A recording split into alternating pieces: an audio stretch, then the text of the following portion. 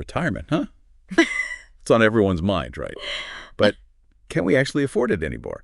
There's a lot of talk about that these days, and we've got a whole stack of articles you sent us about it. The CNBC survey, for instance, it kind of jumped out at me. 7 out of 10 workers are worried about affording retirement, they say. That's a lot of people, isn't it? I mean, what do you think about that? Yeah, no, it's a real concern, I'd say, and I get why people are worried. It's not just in their heads.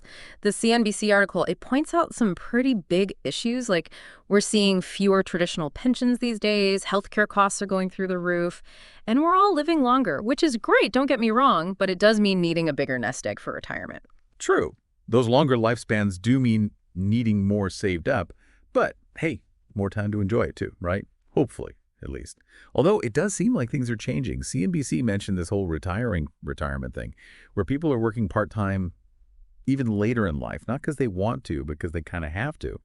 Over 25% of retirees are working to, bring in some extra income. That's a huge chunk of people who aren't exactly leaving the workforce behind entirely. You're absolutely right, and that's where Social Security comes in, which is supposed to be that safety net. But Yeah. even that's facing some challenges. The Wall Street Journal, they had this article, and they were saying the cost of living adjustment, that COLA thing, it's only going up by 2.5% next year. Now, here's the kicker.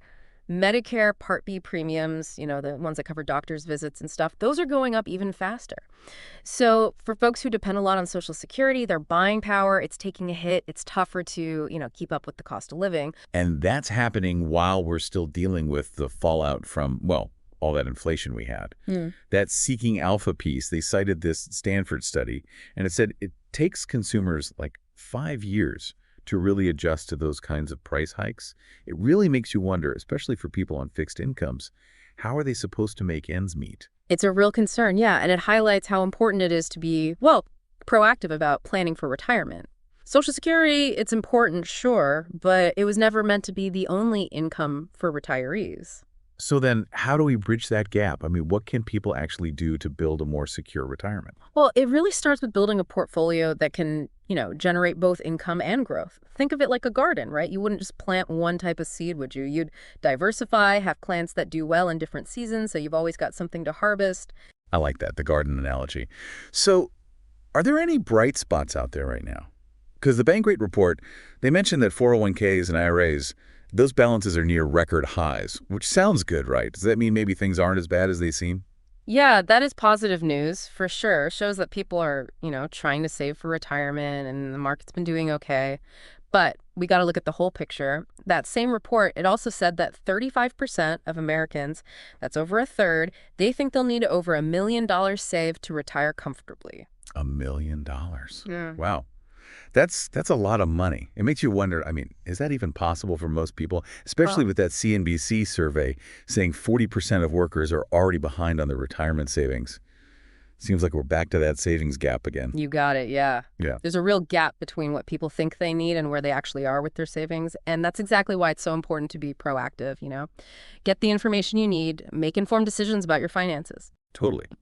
But for those who, well, maybe feel a bit overwhelmed or like they're starting late, is there still time to catch up? Can they still build a good retirement plan? It's never too late to start, honestly. That's what I want to emphasize.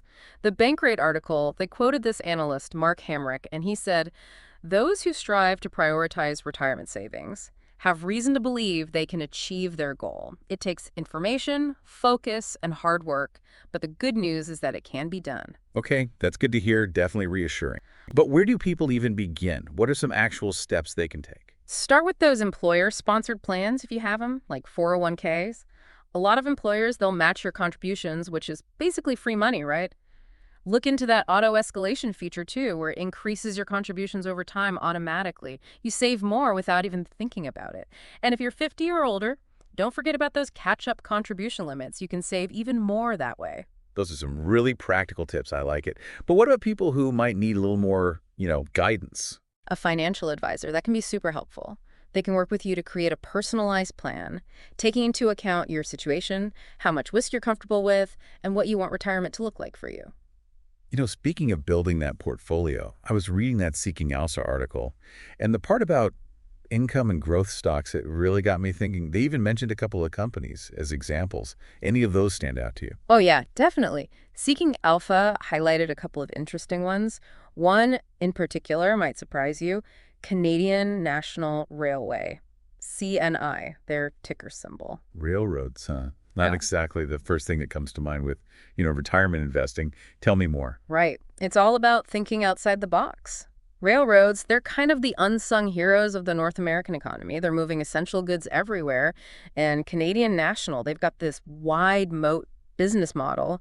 Basically, imagine trying to build a whole new railroad system to compete with them. Not easy, right? That gives them a big advantage, makes them a good long-term investment.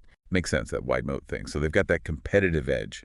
But what about their performance? Like for retirement specifically? Well, they've got a really good track record with dividend growth, like around 10% annually, just over the past 5 years. And they're putting money into, expanding their network and services. So potential for growth there, too. So you have stability and potential growth. That's a nice combo for a retirement portfolio. What was that other company you mentioned? Okay, get ready for this one because it's a totally different world. Experiential real estate.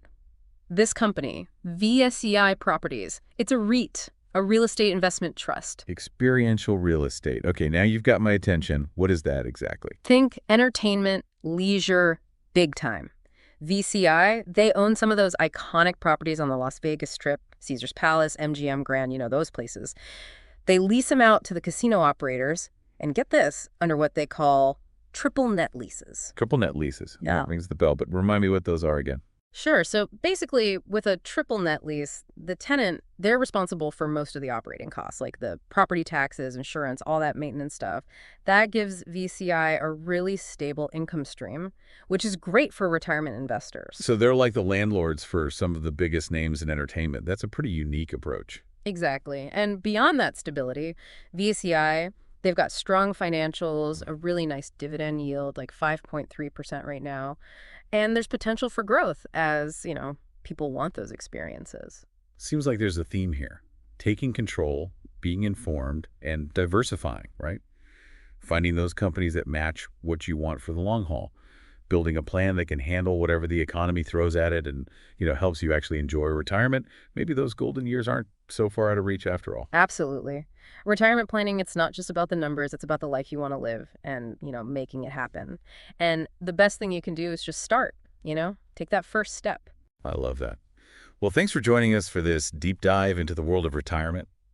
It's definitely changing, but hopefully you're feeling a bit more prepared to face it head on. It's been great being here. And remember, everyone, it's a marathon, not a sprint. Every little bit of knowledge, every step you take, it gets you closer to those goals. Until next time, happy investing.